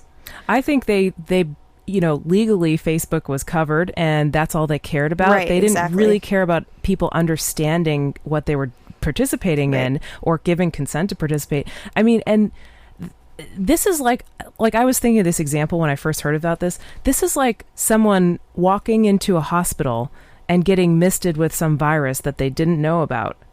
You know, and you walked into the hospital, so you consent to participate in this medical research. You know? That's a great analogy. I mean, it's just like that. You have to inform people. You have to tell them in plain language what is going to happen to them in this study. You have to tell them how, if at all, they're going to be compensated for their time. The positive and negative effects that could come from it. You have to tell them if they're part of, you may be part of a placebo group and nothing may happen.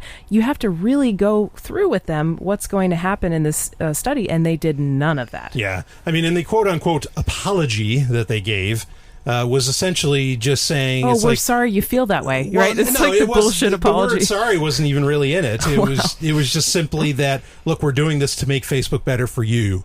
And it's like, look, if you want to know what people, if you want to know how to make Facebook better for people, just fucking ask them. You don't have to play with their heads. No, so they never ask. No. So it's crazy. But let's move on to actually a big topic. And now the next story that I want to talk about, I'm actually glad to have Paige here because this is a topic I've brought up a few times. But there is a story, and actually I think this is a story we're going to talk about on Sex and Science Hour in the next episode, or at least in a future episode, where the governor of California was lifting pretty much all regulation against Bitcoin. Like he was just... What regulation against Bitcoin? Well, like saying that nothing could... Actually, maybe not lifting regulation, but at least saying that nothing can affect Bitcoin in California. It seems like... Oh, I didn't get that from the story. I read the same story. The headline was Governor of California legalizes Bitcoin. No. Wow. Okay, yeah. Yeah. So I got a totally different picture, which was that this is stupid. Why are people asking permission? It doesn't need to be legalized. It wasn't illegal before. Right. Why even think of things as legal or illegal? Just do it. It's not hurting anyone. It's not morally bad, Sure. So use Bitcoin. Right, okay. But why did the governor of California take such a drastic stance that I think the rest of the states in the U.S. Are very cautious about? In fact, even the federal government is really cautious about how exactly they legislate Bitcoin. Okay, let's do a little test here. In California, can you go to Coinbase or whatever if you have a California bank account, and can you sell $1 million worth of Bitcoin and get that deposited in your bank account without having a suspicious activity report filed on you? Can you sell drugs for Bitcoin? Can you go on the Silk Road and buy things? Right. Can you sell Bitcoins to people without needing a money transmitter license? Can you open up a business that vends Bitcoins? Right. I doubt it. I mean, none of those things could you do. Of course not. No, of course not. But that's not what I'm getting out of this. It's not legalized. No, right. In the abstract, of course not. I mean, in fact, honestly, anytime something has any form of legislation on it, it's not technically legalized. It's suddenly become, subject to laws. Okay, whether it's for or against, of course, certainly. But I think the reason that this happened, the reason that California got ballsy, for lack of a better word, about Bitcoin, saying that it's legal and you can do what you will with it, whatever, is because there was a lot of people talking, blog posts, other things, saying that Bitcoin is kind of the next tech evolution or revolution. Mm-hmm. And the concern was, I think, and no one said this, but I'm theorizing it, that California was worried that it would lose its prominence in the tech world. For good reason. Yeah, well, but if it was against Bitcoin. Mm-hmm. Okay. And so with that in mind, that brings up the overarching thought that I've talked about on Sovereign Tech in the past, to where, you know, San Francisco, which you're from, Paige, you know, San Francisco has this reputation, and I think it's not an unfair reputation, of being the capital of the world. Okay, because like every new technology that comes out, every new idea that comes out, it all gets tested first in San Francisco. Okay. And so I think that this was a way for California, again, to keep its prominence in that, okay, look, no, we got to let Bitcoin do its thing. We got to let all this stuff happen. Otherwise, we're going to lose Silicon Valley, and there'll be the next Silicon Valley, and who knows where that's going to be. Right. But we don't want to lose that. Right. Okay. But, you know, at the same time, I feel like that the tech, the startup culture that's happening in Silicon Valley, California in general, I feel like it feels like a bubble. Okay. Like that's just going to pop, because it seems like everything that comes out of it is just, or not everything, but so many things that come out of it are just insane. Yeah. Like they're so weird. And in fact, I've even made the statement in the recent past. I said, look, if you want to find real innovation, look for the solder smoke coming out of somebody's garage. And in fact, you work for MadeSafe. Who would have expected what I consider one of the greatest technologies to come out in so long? I mean, this is the internet done right with MadeSafe here. It's coming out of Scotland. Yeah, out of a small town in Scotland. Right, exactly. Yeah. So it's almost like, the real innovation did come out of solder smoke in a garage. Yep. You know, and it didn't come out of San Francisco. And so my question, you know, I've been wondering is Silicon Valley going to lose its prowess? Is it going to lose its reputation? Is all this going to, you know, proverbially blow up in its face? And I'm curious what your thoughts are, as you are a person there and you are involved. And please note, I'm not being derogatory, of course, at all, but being involved in startup culture quite a bit. Like you said, you work for Open Garden, etc. I'm curious of your thoughts on that. So, I mean, there's obviously a lot of regulation in California. Like New York and California are known to be like the top two states that are regulating almost everything, especially in terms of business. So there are like already a lot of people moving out of that to start out of the state to start businesses. Out of California? Yeah. Okay.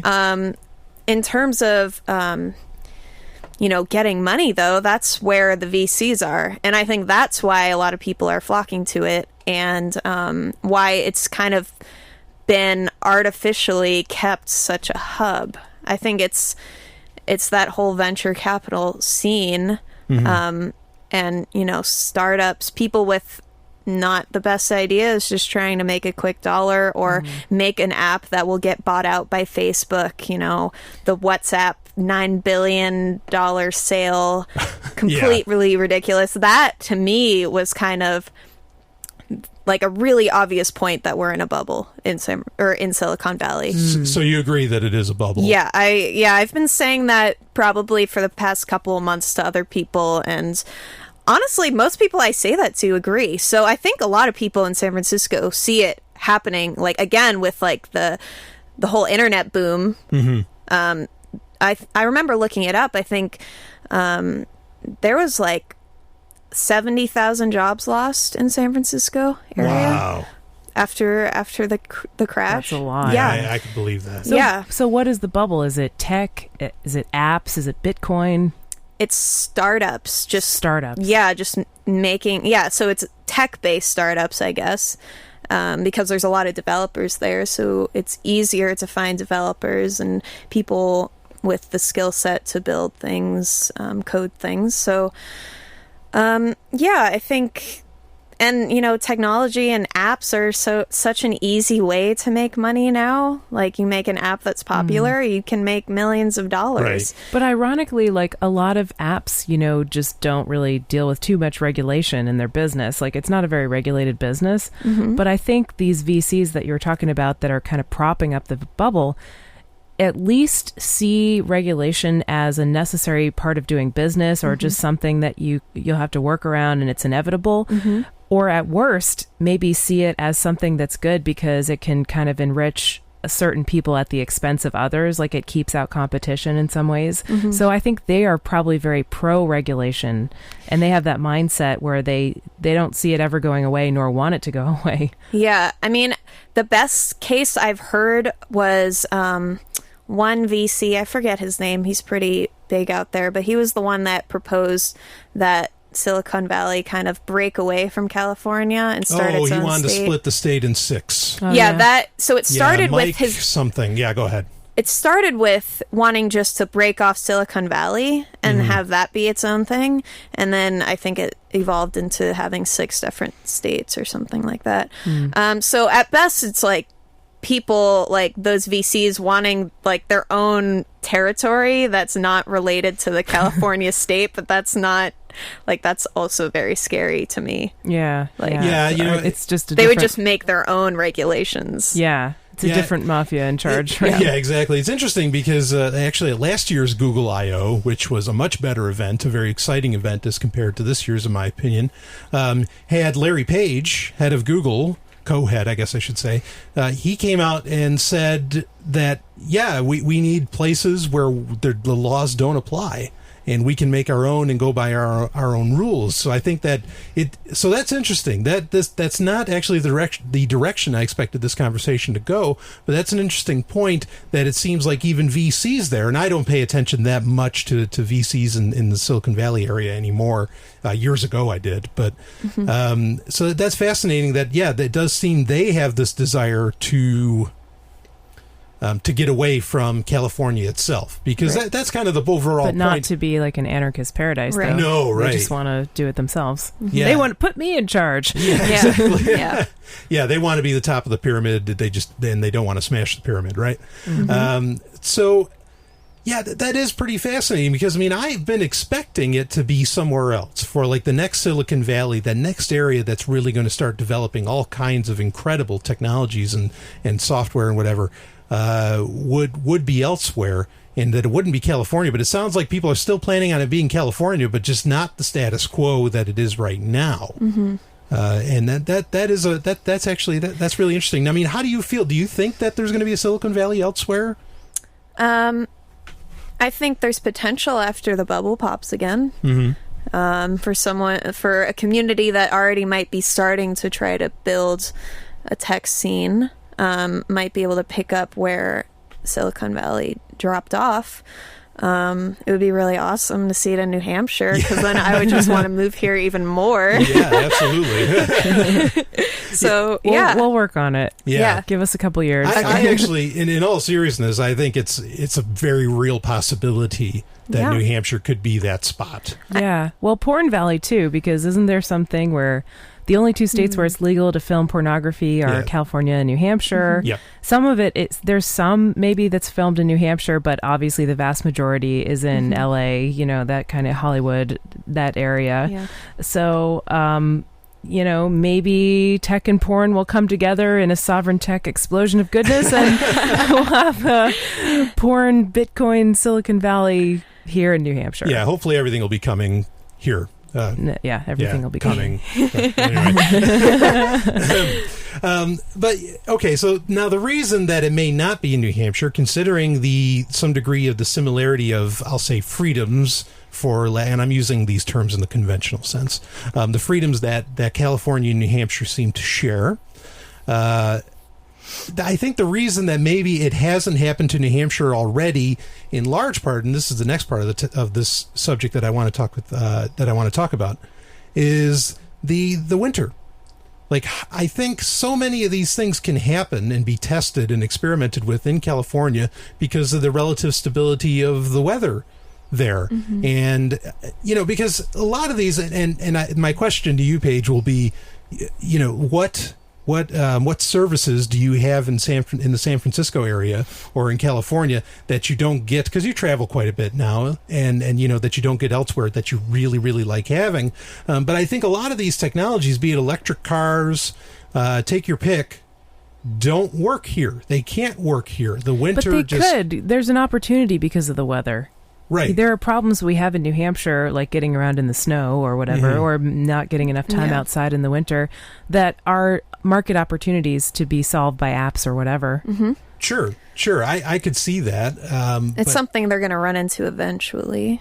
Yeah, well, this is what amazes me with startups is that they only care. Like, I mean, the two cities it seems like most startups want to run to are Austin and San Francisco. Yeah. Okay, maybe New York City. Some of them will somehow venture that. Mm-hmm. But by and large, it's those two areas, and it's just ironic because it's the two areas where the weather is relatively, again, stable. So, I mean, I'll ask you, I mean, are there services that you get, that's exclusive to where you live that you miss when you go elsewhere? Or that you think you'd miss, maybe?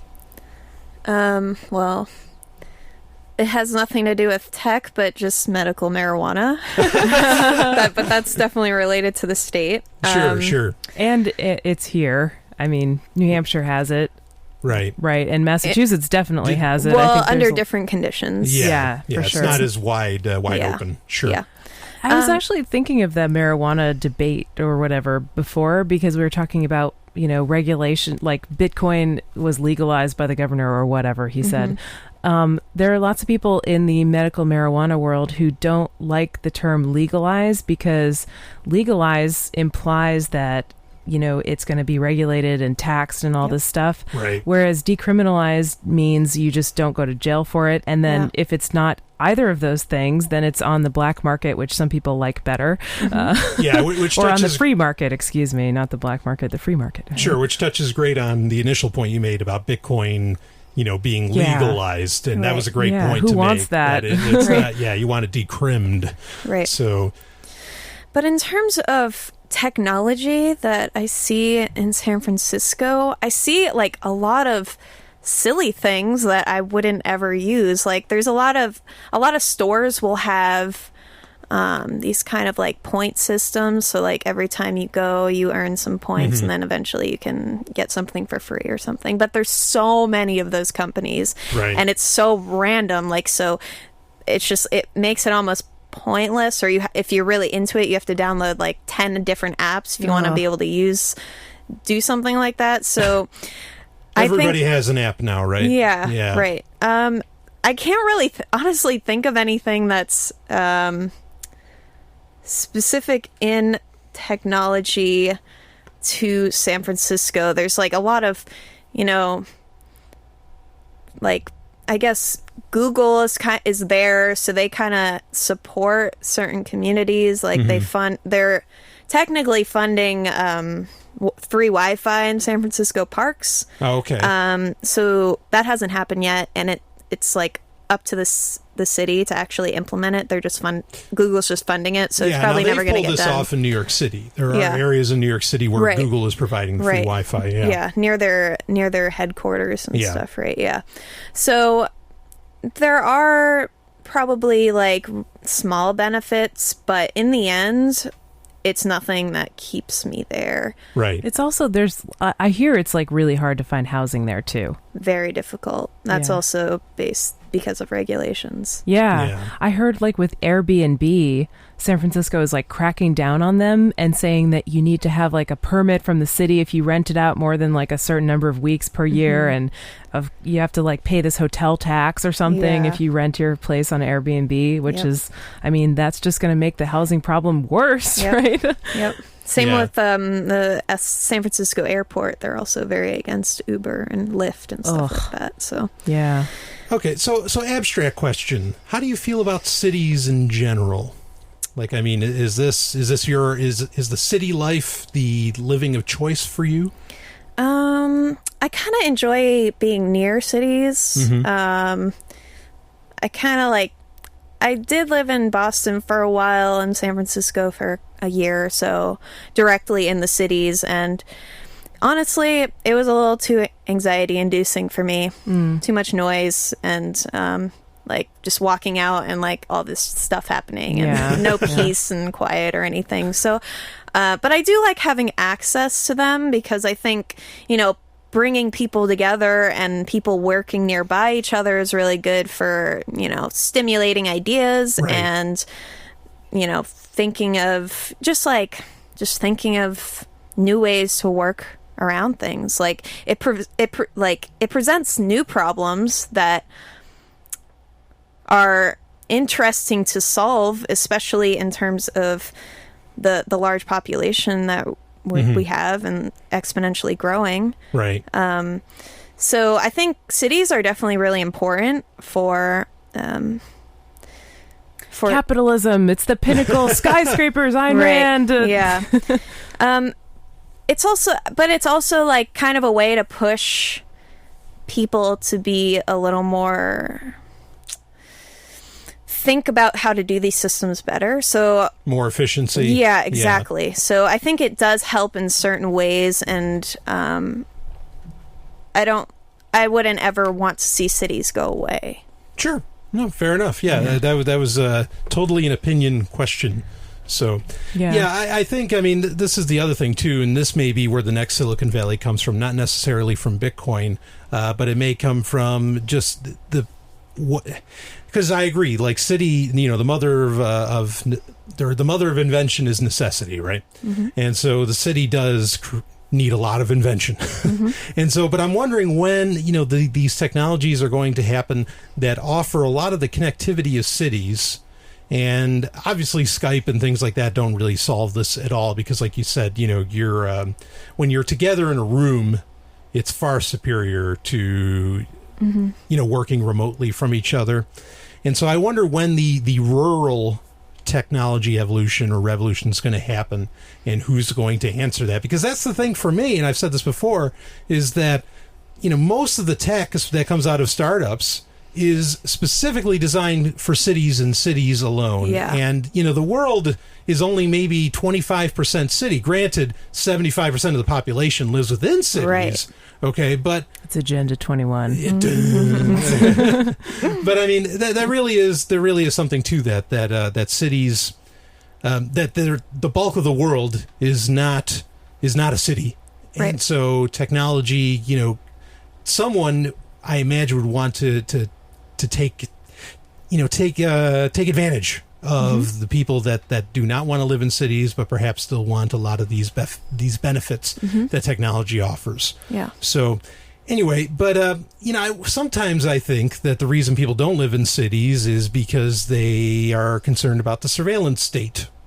You notice it a lot more in cities, or I do anyway. Mm-hmm. Like just going to New York City, I really felt like I was being totally tracked. Even crossing into Massachusetts from New Hampshire by car, it was like, there are more stuff on the road, more like orders that you encounter as you're driving down the road. Put on your seatbelt, stay out of this lane, or tax, fine, more cops,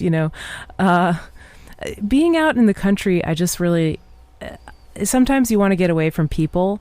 I mean, like the thing is, I like to be able to connect with people, but I like to do that on my own terms. So like having the internet is helpful because I can connect when I want to connect and disconnect when I want to disconnect, right? Mm-hmm. Sure. But being in a city, like there's people all over the place. And then I think there's also this just tension or anxiety because a lot of those people don't really necessarily get along, and there are scarce resources within the city, and people kind of sometimes get this like a little bit cutthroat mentality. I don't know. Last time we were in New York, and we talked about this on the show before, Brian, last time we were in New York, I don't feel this is bad with Boston or other cities, but New York in particular seems really bad. It just seems like there are just these limited resources. Like there weren't enough Ubers even. Mm-hmm. Wasn't enough space in the restaurants to seat more than a few people at the same table. There wasn't enough space in the hotel room to like barely put down the suitcase, and it was $300 a night, where you could get if you got a $300 a night hotel in New Hampshire, that would be like a 5-star hotel. But with this, it was like the Roach Motel. That was the elevator didn't even work, Yeah. So I don't know. It just seems like people are fighting for stuff in New York, and like it's more expensive, and there are all these additional problems that are created from being there. And there's plenty of space on the planet. There's plenty of space here in this landmass that we call the U.S. Like. Yeah. Maybe people just spread out a little bit, like... Yeah, I also, in terms of, like, conserving space or something, I think there is something with the idea of just not consuming as much. So people that have really small apartments just can't they can't fit a bunch of things in there, so they're not like partaking in the ultra consumer culture that we have. So maybe it's helping in that regard as well. But I think they're still spending about as much money. Like, Right. I don't know, because everything's more expensive. I think, like, I could have a higher standard of living if I lived in New Hampshire and spent a certain amount of money per year versus living in New York, you know? Yeah, I agree. But I also think, like, I like to see that there's people trying to minimize the amount of space that they're taking up, even if it's just because it's their own preference or they don't need the space. So why take it up if you don't need it? So Yeah, but how much space can one person take up, or a family, or whatever? well, I think we are in the U.S. There are Well, yeah, but very large mansions, and But the point of that is, I think, like, you know, yeah, like some people have mansions, some people have large amounts of acreage or farms or whatever. And, you know, you could argue about that. But I think the people who have like just giant, unbelievable swaths of land that they're not really using, that just like own a lot of land, I really think that's a legacy of the state. You know, like they wouldn't have that much land if it weren't for the state, like enforcing those so-called property rights, which they're not using, and whatever. Yeah. And like Brian and I had this conversation once, like the costs of owning large amounts of land, if there were no state to like defend the title or whatever, you would have to basically enforce it yourself. So you would have to use the land and make sure that nothing happened no to one's it. homesteading it, like, Yeah. an Right. acre down. Yeah. And that's a cost to maintaining ownership of that amount of land. So it would naturally kind of, I think, make people think more about what land they're actually using. But with the state, like, you can sign a piece of paper and they say, okay, well, you know, not that they do a good job, but like the idea is that they enforce that you own that land. So people don't have to think about limiting the size of land that they own, because the state like kind of takes care of that for them and removes some of the cost of owning large pieces of land. So I don't know. I just think like the people who own like mountains or like, you know, large pieces of land, maybe that wouldn't be so common if we actually had a free world. Well, maybe we just wouldn't have such density in cities. Maybe we would just have more cities where people, you know, people that like that lifestyle will be able to move to, you know, cities that aren't like New York City and, you know. Yeah, certainly. I mean, I think the state is definitely allowing those kinds of cities to exist as they are, whether or not it's healthy. And it's, I really wonder what cities would be like in a freer world, because like you look at a city like Phoenix, okay? Have you ever been to Phoenix? Or Phoenix/Scottsdale, like, yeah, it builds talk about outward. sprawl, or Vegas, like it's just the most sprawling, like it just goes on. Any benefit that you might get from having everything you need kind of in one little block is obliterated by that, because everything is just shitting itself all over the landscape. It's just like spread out. And then New York, like everything's really compact. You know, you might be able to find everything you want, including like the obscure Mongolian barbecue on your street corner. But there's so little space for everybody. So I wonder, like, I'm sure there would be a diversity of like the amount of sprawl in cities, and also zoning, you know, like a lot of cities are organized in certain ways because of government telling the builders that, no, you can't put this in that place, you have to put this here. Maybe there would be whole buildings where people would live above a mall or something, and they'd be able to get everything they needed without even going out of the mall. There's a lot of zoning things that go on in San Francisco for sure, and it's honestly one of the primary reasons people are coming to find that there's, you know, this push away, like poor people are getting pushed out of their homes and stuff, just because people that work at Google can obviously afford to buy their house and kick them out, or right. So I think it definitely causes a lot of problems. The state definitely is the biggest problem with cities. Yeah, certainly. Yeah, So- maybe I would like cities more if the state were not in them. Yeah. So let's switch gears here. And I mentioned, talking about a state problem, that being surveillance, like I was mentioning earlier. And I think a lot of people, they do want to get out of cities because they're concerned about their privacy. But then this is the question, and I think we've got time to dip into this. With privacy and anonymity, okay? Because we talked about how the crypto economy is growing. Blackphone's taking off. And so many people are concerned with their privacy and anonymity. But I've teased at the idea in the past that maybe privacy and anonymity is actually antithetical to one's own freedom and health. And so I want to explore this idea, definitely in the abstract. I don't have a specific story to go over with it. There's a lot of people, David Brin, I think Tim O'Reilly, there's some others who talk about the idea of, hey, maybe we need what they would call coveillance, where, hey, as long as they can, if they can spy on us, as long as we can spy back. Or isn't this like the case of Little Brother by Cory Doctorow, where that's what you do, you spy back.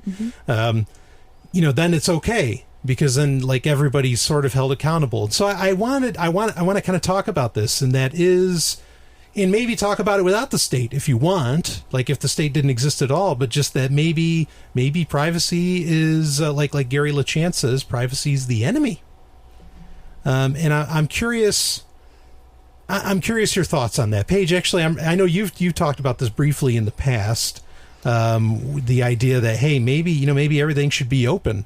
What do you mean by that? Like, what is your goals in thinking that way, or in theorizing that way? I'm not saying that's your belief.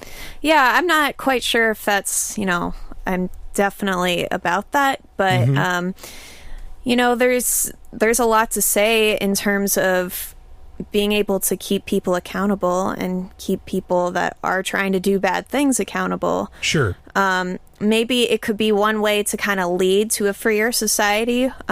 Maybe we don't get there. Yeah, we don't necessarily need it in the end, or just like we don't need it all the time. But yeah, I think it's definitely a tricky topic to dive into, especially since I work for MaidSafe, which is like all about privacy.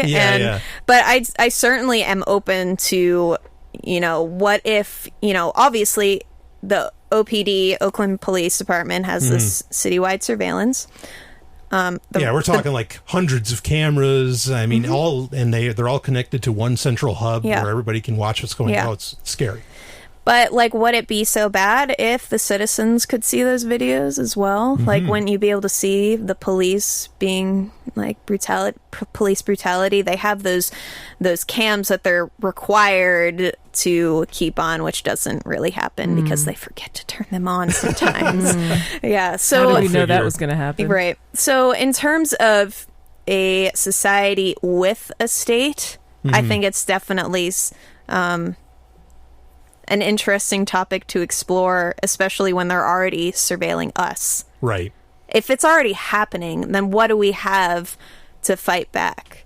Like, there's obviously a lot of technology, like encryption and stuff, to kind of thwart them. But in the end, if they can, find your private key or something, then it doesn't matter at all. So you definitely think with the state that a little brother scenario, with this coveillance where you can see what they're doing too, would maybe a beneficial thing. Yeah. Yeah, I wonder about that. I mean, it seems like it would, and you can cite some examples of how maybe it is. But, I mean, what can you really do with surveillance on police or government people or whatever, except shame them? And does shaming lead to changes in behavior? Well, I'm not sure. I don't know if it has to be shaming, because one of the good things about the big bad internet, that being the singular internet, is that people can't lie anymore, by and large, or at least politicians. People in the public eye can't really get away with saying. But they do, though. They lie all the time, and they're on record, and nobody cares. Well, they keep on. Well, that's the difference. They keep on going, but yeah, you're absolutely right. But nobody cares. Like, yeah, I don't even know if some cops care. Like that cop that shot the guy at the BART station was on multiple cameras. They tried to take him away, but he's on YouTube. Sure. And he didn't get convicted for it. Like he got a slap on the wrist, essentially. Yeah. Right. And what's happened to him? I mean, he didn't... Well, bringing up the cops is an interesting point because, when police in certain cities, police they've now been forced to put cameras on, and so they have to, and then there's been a decrease in police brutality, a decrease in... But do they just forget that the camera's on? I mean, apparently so they could always turn it because, off, but if you're on camera long enough, how do reality shows like the real world, Well, they're all productions. They're not real. Okay, but if you take the original ones, maybe they weren't as produced as they are now. Sure. But I think if people are living in a house where there's cameras everywhere, eventually they forget that the cameras are there. And they just start acting like themselves. You know what I mean? So doesn't that happen to cops too? Well, that's the thing. Is I wonder. I guess I'm wondering too, and I'm not laying out any hard dogma on this. I'm wondering if there was just the mass amount of, of coveillance. I'll say, which that means us watching them. Yep. If just that much video got out there about how big of a slime ball all these people are, politicians in particular, if that wouldn't, if people wouldn't suddenly say, holy shit, what are we doing? But don't people already know that politicians are slime balls? They do. And they're not going to go through hours and hours of video. I think it might just get buried. I don't know. I'm skeptical. I'm playing devil's advocate here a little bit, but I don't record cops. I mean, you can call me a bad libertarian for that, but I just don't really, it doesn't really resonate with me as something that's going to bring me more freedom or bring everybody else more freedom. I just try to avoid them as much as possible. That's my strategy. Sure. Paige, what do you think about that? So in terms of cops and the cameras that they wear, those cameras aren't public. You have to apply and keep applying and keep poking at them to actually get that video. Right. So that I think that might be kind of a mechanism so they don't really have to care too much about it, and they can also just forget to turn them on. Or then what's the point of even having video surveillance? Exactly. Because it's you can't access it. It's not public. Well, having surveillance that they control. Yeah, exactly. Right. If they control it. And in this statist world, that's what I see. If they allow it to happen at all, it's always under their control. And so they're still on the upper hand of that power dynamic. Well, I think of the case of #MyNYPD, okay, which is a very popular story where people, they said, okay, yeah, show us your great pictures with the cops. And obviously they showed just tons of brutality, tons of police brutality. Now, a lot of people would make the case that that's a great thing, that this is coveillance at work, and that this is panopticon not happening. And of course, panopticon is an idea. Is that by Foucault? Is that Michael Foucault? I don't know. I think so. I think he coined it, or maybe it's earlier than him, and he just kind of popularized the idea. Where panopticon is that word gets tossed around. I don't know how many people even know what it is. And panopticon is a prison that you're inside of, where you can't see your jailers, but they can see everything you do. Okay. And so a lot of people would say, and I've said this too, that #MyNYPD was a case where panopticon doesn't it doesn't actually exist. You can use it against them. And I think #MyNYPD was pretty eye-opening for a few, maybe not many, but for a few. But here's the issue is when you get these, when you get Google, Apple, take your pick of the company that closes in on their ecosystems and then gets ordered by Congress to put kill switches inside of their phones, how well is coveillance going to work? How well, and I do wonder about that. In principle, if you have, like Paige said, if you have control of the means of surveillance, then maybe it might be a great idea to do that. So, but here's where I kind of want to twist it a little bit. I mean, I'm concerned about what happens with any picture taken with a phone and whatever. I have, and Stephanie, you can attest to this, I have what I call a porn camera. Okay. And this is a camera that doesn't, no, it's not a hidden camera in the bathrooms in the house or anything. Okay. But this is a camera. It's an older model. It's a Vivitar. Okay, and it's a camcorder. I shouldn't say camera. It's a camcorder. Back when there was a difference, and it doesn't, there's no Wi-Fi built in. There's none of that bullshit. It's completely enclosed in what it records. Okay. And so it's for privacy, and, I have total control of that camera. But why do I keep that? Because I know that just about anything that's come out recently, I really don't have total control of. And so, how would we even solve that? Where if we wanted control of the means of surveillance, I don't know how we'd ever actually kind of gain that control as much as I may want it, to use it like Cory Doctorow says in Little Brother. Yeah. I wonder about that. I mean, Paige, do you have any thoughts on that matter?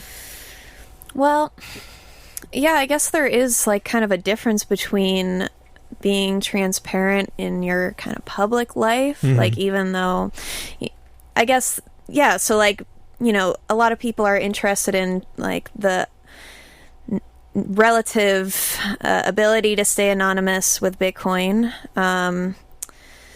and they're interested in financial privacy, right? And I wonder, like, to what extent that's important, and where I think there is kind of like a boundary. I don't know exactly where it is, but something that's like in your home and personal. I think that privacy is the enemy thing mentioned something about like a closed source system, a camera system in your house as right. like the base level that wasn't connected to any outside grid, but it is still a form of surveillance that you can keep track of what's going on in your home. Right. So I don't know if I would be interested in that, honestly, because I don't trust crackers to not get a hold of that stuff. Great use of the word crackers. Thank you. Well, I think you Paige just actually revealed. listens to the show. I love it. Yes. I mean, I think you just revealed what the issue is. It's like no matter how much privacy or transparency there is in someone's life, the problem is when there's a power dynamic between who is being surveilled and who controls the surveillance footage or the means to use it. And anytime there is a disparity where there's a difference in the amount of power that two parties have, that would be the problem. Just like the cops, if they're being surveilled but they control the footage, it's just not very powerful. If you're being surveilled but your insurance company controls the footage, that's also a problem. Right. Or if I have footage of Brian doing something embarrassing and I have the only copy and he doesn't have it, that's a problem too. Exactly. Sure, that makes sense. I mean, I guess my feelings is that I can see I can appreciate what Coveillance means and what it can do, what Little Brother can do. But I question whether or not I do wonder if it's ever achievable, to have the technology that you can actually control in that way. But now I want to switch gears a little bit on this, not to a different topic, but on the same topic. But another reason that it's kind of a bit of an admission of mine of why I would want this transparent society, and it has nothing to do with the state. It actually has to do with culture itself. There was a story a while back where a female teacher in the U.S., in schools, a lot of tablets are getting used now, and she logged into an iPad at the school with her Apple account, which had all of her photos stored in the cloud, and a lot of those photos were, shall we say, risque. Oh, yes. Okay, Remember and that. so students gotta look at their teacher in a way that I'm sure she did not intend. But this is the thing: is that we're talking so much about privacy and all that, and I understand. Yeah, you don't want everybody to see what you look like naked or whatever, and that's all fine and dandy. But a lot of it comes from not from an actual lack of desire to see, but it just comes from shame that you've had since you were a child. We talked about this earlier in the show. Okay. And so part of me wants that transparent society just so everybody can see, no, we're all fucking freaks. We're all crazy. We all do crazy shit. And it's like, okay, fine, if you don't want to see me do it, but just accept the fact that I do, that you or he or whoever does wild stuff all the time, and that it's okay. And so that's one of my big pushes for a transparent society. I mean, do you have thoughts on that, either of you? Yeah, I really can hear that, Brian, that you don't like the shame and you want it to go away. I think that a lot of people who advocate a transparent society want to use that footage or that surveillance for the purpose of shaming. So that's kind of antithetical to what you're saying. You're saying let it dissolve the shame, but people want to film cops so they can shame them and say, like, look at this shitty person. He That's works an for the interesting state. Point. And so I don't know if a completely transparent society necessarily equals less shaming.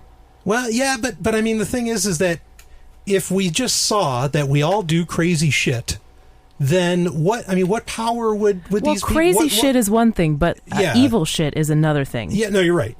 Right? Like, and I think a lot of people would say a cop should be shamed if he kills someone, or somebody, or whoever, not just a cop. Anyone should be shamed if they're murdering and they're caught on video, or if they're raping or whatever.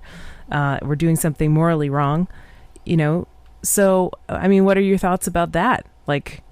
I think you raise a great point. Maybe I don't want like and I don't think I do. I don't want like a surveilled society that does this, but maybe I'm looking for a transparent society of thought to where people are more open to just saying what they think and doing what they... You just want to smash Christianity and let everybody having orgies on every street corner. I see what you're all about. Well, the second half I'm game for, but if people want to be Christian, whatever. Anyway, Paige, what do you think on all that? Well, I guess in terms of being, private with yourself and not... I guess I don't really understand the concept of not shaming a cop that kills someone. Sure. I would like to hear what you say on that. Yeah, I mean, like, okay, I think what I meant when I said that was like, people want to punish the cop by making it public that he did this thing and throwing rotten tomatoes at him or whatever. But that doesn't necessarily get justice for the victim, or it doesn't get justice for the victim. Whoever lost their life has still lost their life. Mm-hmm. And no matter how much the cop is punished, it may warn other people to like stay away from the cop. It may induce, like taking the cop out of society, putting him in jail or something like that. But it doesn't restitute the victim, and it doesn't do anything for the victim's family or whatever. So, I mean, I question shaming as a panacea for everything for people doing so-called bad or wrong things, right? And also people use shaming to punish others for things that are not morally wrong. Women get shamed all the time for wearing things that are too revealing, quote unquote, or whatever. And so, who's the victim there, and who's getting justice? There is no victim and there is no justice. And I think people can overlook the importance of getting justice for victims when the victim is still alive to be restituted, of course, if they focus on shaming too much. Does that make sense? Yeah, I mean, I definitely understand like not shaming people when it's not like important or wouldn't do anything to benefit the situation. But in terms of like, a